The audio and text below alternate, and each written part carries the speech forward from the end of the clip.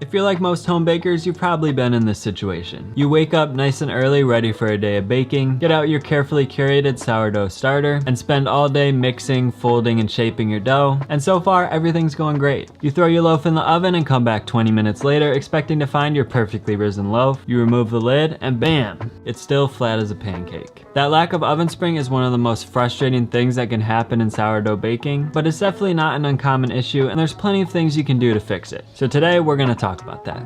Let's get into it.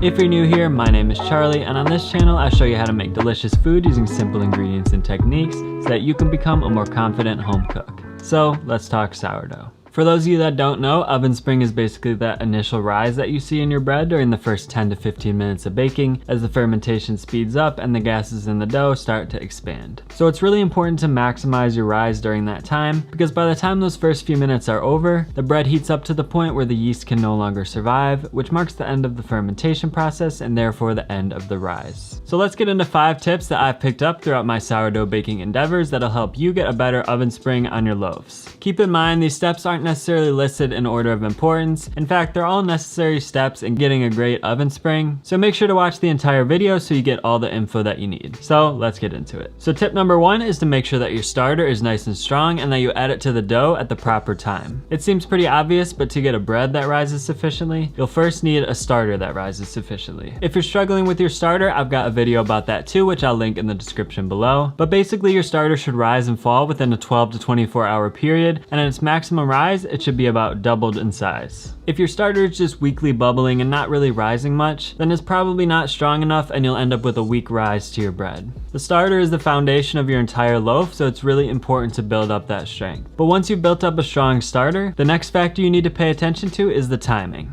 The best time to mix your starter into your dough is when it's achieved its maximum rise and is just starting to fall, because that's when the yeast activity is going to be at its maximum. So like I said, the starter should be at least doubled in size at that point, and it should also pass the float test, which indicates that it's nice and aerated. For me, this usually happens about 12 hours after I mix my levain, but your timing will depend on your particular environment and the feeding ratios that you're using. So now let's move on to tip number 2, which is the shaping. Proper shaping is crucial for developing tension on the dough's outer surface, which will help the loaf rise up rather than spreading out. So learning to shape a high hydration dough like sourdough does take a bit of practice, but there's a few things you can do to make it a little bit easier. The first is just making sure that you have a nice large work surface with plenty of space, and that you're using the proper technique, scraping the dough from the side as you rotate it 90 degrees and scrape it back toward yourself. And the next factor is proper use of flour. So you want to make sure that the top of the loaf is sufficiently floured, and you can also feel free to flour your hands and your bench scraper as necessary to make sure they don't stick, but you want to leave your actual work surface and the bottom of the loaf as unfloured as possible so that it can pick up traction as you scrape it along your surface. And then the last factor is to make sure not to overshape the dough. You may think that the tighter you shape the loaf, the better it's going to end up, but it is actually possible to shape it too tightly, which will cause the surface to tear. Here you can see a loaf that I totally overshaped right next to a well-shaped loaf, and it's easy to see that the overshaped loaf completely lost its structure. So really just a few good turns to develop some tension is all you need.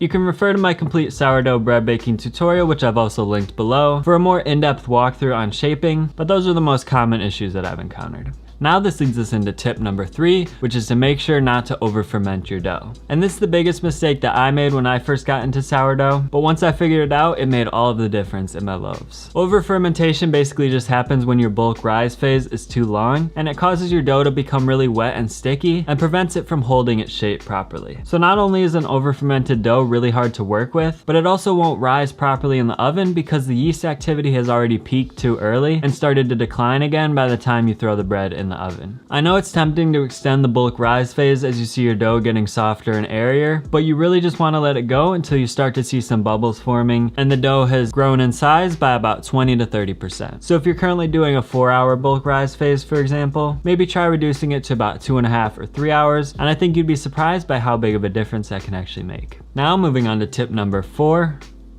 which is to score your loaves properly. A good score will allow the steam and other gases to escape through the top of the loaf, which will lead to a nice clean rise, and it'll also give your loaf a good ear, which is that little flap of dough that springs up as it bakes and gets nice and charred. If you don't score the loaf, the gases will just try to escape wherever they can, causing your loaf to burst in unexpected places, and sometimes causing big air bubbles to form inside of the loaf. So it's definitely not a step that you want to skip. Really, the main two things to consider when scoring are 1, to score the loaf deep enough, so I'd recommend about 1/2 inch to 1 inch deep, and then 2, to score at a slight angle rather than directly perpendicular to the loaf, and you want to score in one smooth, swift motion. So having a sharp razor definitely helps with this. As you get more advanced, you could try out some fancier scoring patterns, but really one single slash right down the middle will make all of the difference in allowing the gases to escape properly, leading to a better oven spring. Now finally, tip number 5 for achieving a perfect oven spring is to create steam in your oven during the first few minutes of baking. This steam helps the crust to remain soft for longer,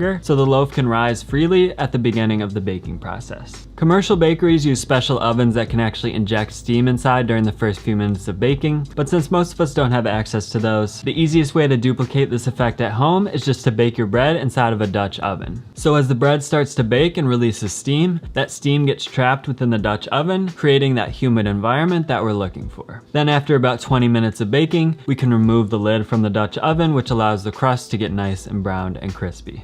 I'd recommend this Dutch oven combo cooker, which is pretty inexpensive, and the low sides make it easy to just drop the loaf in, score it, toss the lid on, and throw it in your oven. But if you don't have a Dutch oven, you could also just toss a baking tray filled with water onto the bottom rack of your oven, and then add some damp towels or lava rocks to slow the release of steam. Then after about 20 minutes, you can remove that tray from your oven to allow the crust to get nice and browned. So both methods work, but in my experience, the Dutch oven method does work quite a bit better, and it's a lot easier too. So I hope this video helped you out, and remember, for a full walkthrough on my favorite sourdough baking recipe, be sure to click the video in the bottom right corner of the screen. So there you go. I'll see you all in the next one.